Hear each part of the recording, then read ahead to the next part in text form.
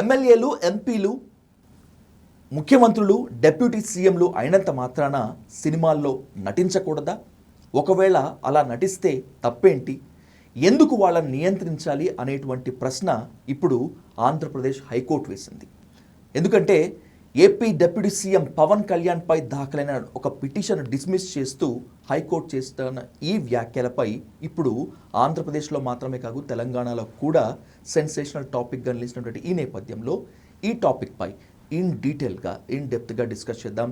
Let's invite Indian lawyers association founder, Telangana high court advocate Srikanth Chintala garu అంటూ the daily news hot seat with Vijay Sadhu. Srikanth garu నమస్తే. నమస్తే.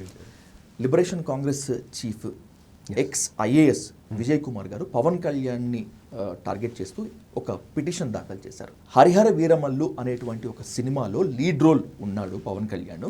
AP deputy సీఎంగా ఉండి నటించడం మాత్రమే కాకుండా ప్రభుత్వ నిధులను దుర్వినియోగం చేశారు, దీనిపై సిబిఐ విచారణ జరిపించండి, చర్య తీసుకోండి అనేటువంటిది ఆ పిటిషన్లో యొక్క వాదన. కోర్టు డిస్మిస్ చేసింది. ఎందుకు నటించకూడదు, నటిస్తే తప్పేంటి అనేటువంటిది ప్రశ్నించింది.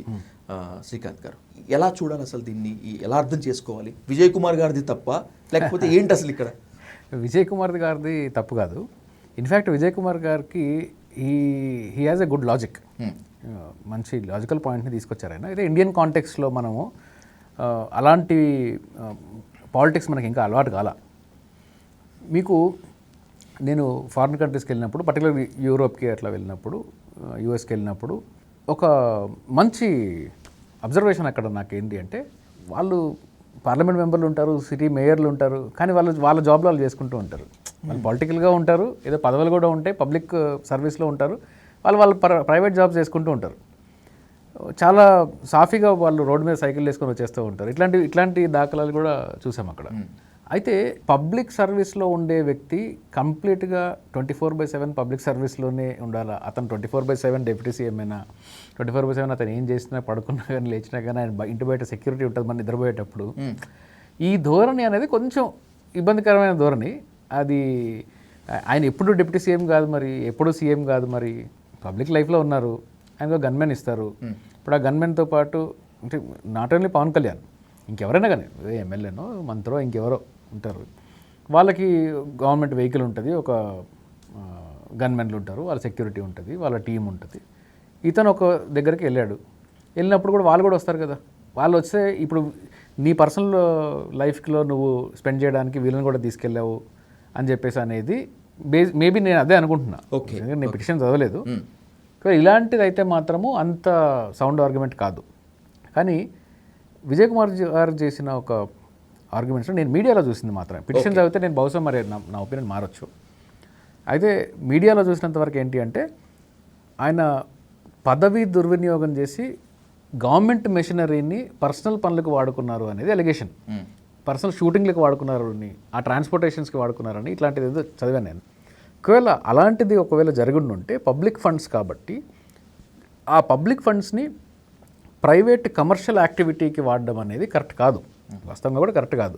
అయితే ప్రైవేట్ కమర్షియల్ యాక్టివిటీ అంటే ఇది కొంచెం ఒక ఇష్యూని మ్యాక్సిమైజ్ చేసి చూసినట్టే. ఇది ఇప్పుడు ఒక సీఎంఓ, ఒక ఎమ్మెల్యేనో, ఈజ్ అన్ ఎమ్మెల్యే తర్వాత సీఎం అవుతారు, వాళ్ళు సినిమాలో నటించకూడదా? డెఫినెట్గా నటించవచ్చు. ఎక్కడ కూడా రాజ్యాంగంలో ఎక్కడ కూడా వీళ్ళు ఆ పని చేయకూడదని లేదు. ఇప్పుడు నాకుంది లాయర్గా, నేను లాయర్గా ప్రాక్టీస్ చేస్తున్న టైంలో నేను వేరే పని చేయకూడదు. ఒకవేళ చేస్తే అది నా ప్రొఫెషన్కి ఉండే డిగ్నిటీని తగ్గించేదానిగా ఉండకూడదు. ఇప్పుడు జడ్జిలు ఉన్నారు, వీళ్ళు ఇంకొక ప్రొఫెషన్ చేయకూడదు, ఇంకొక దీంట్లో ఇన్వెస్ట్మెంట్స్ చేయకూడదు, ఇలాంటి రూల్స్ ఉన్నాయి, మాకున్నాయి.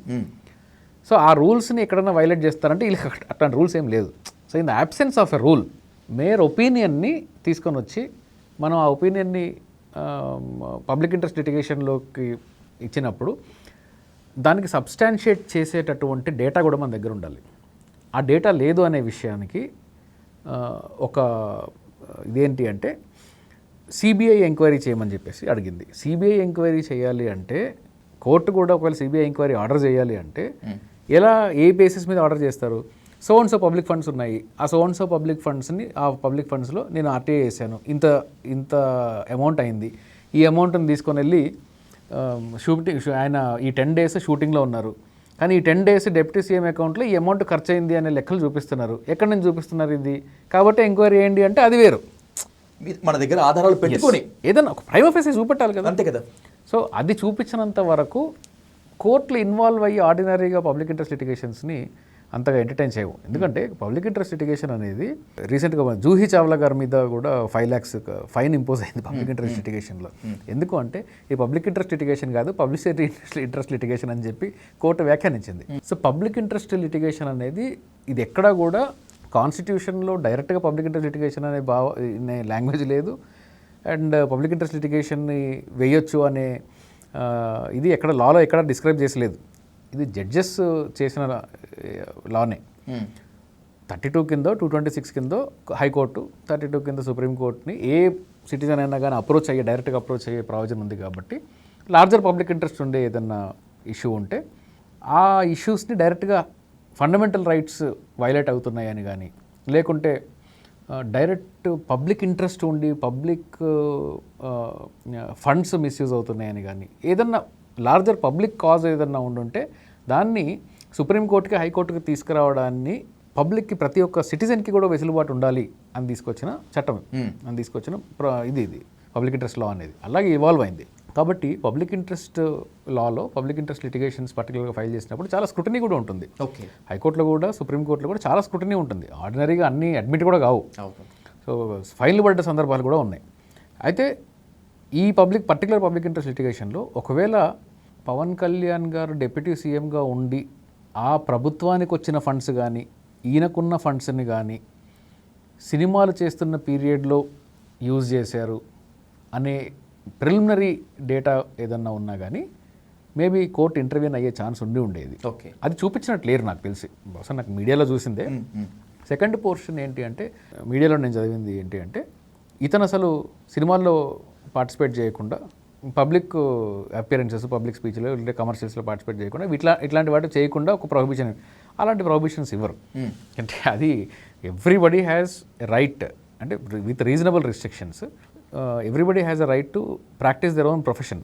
ఎక్కడన్నా ఎలాంటి ప్రొఫెషన్ అన్నా కానీ వాళ్ళు చేయొచ్చు.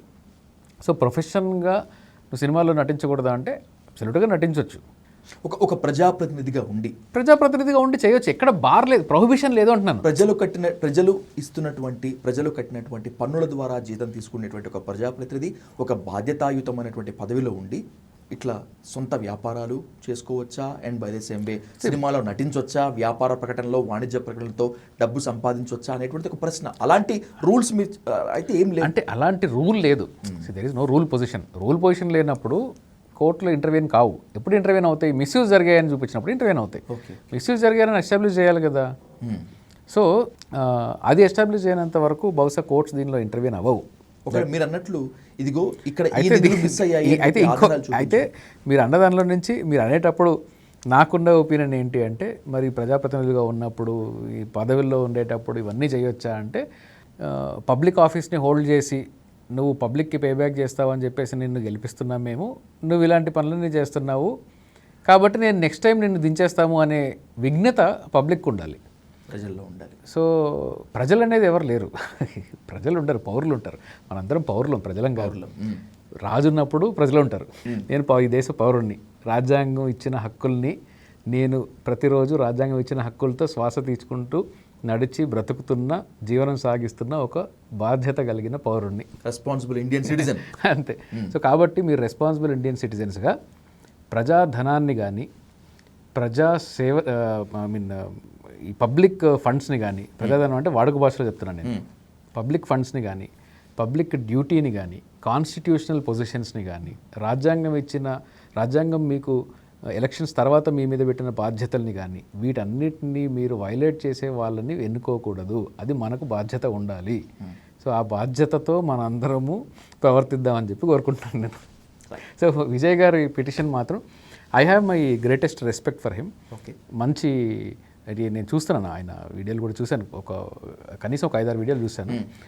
Very sensible person. నాకు వ్యక్తిగతంగా నేను ఎప్పుడు కలవలేదు కానీ యూట్యూబ్లో ఎవరో వీడియోస్ ఫార్వర్డ్ చేసే చూశాను. It has a very good points to make. ఆయన వేసిన పిటిషన్లో మరి నాకు పిటిషన్ ఎవరన్నా పంపిస్తే నేను చదువుతాను. It has a good point to make. Maybe ఇలాంటి దాని మీద లా తీసుకురావడానికి కూడా అవకాశం ఉంటుంది మనకి ఏదైనా సబ్స్టాన్షియల్ డేటా ఉంటే. It's a good law. ఒకవేళ వస్తే it's a good law. Let's try it out. Thank you Srikanth garu, thank you so much. Thank you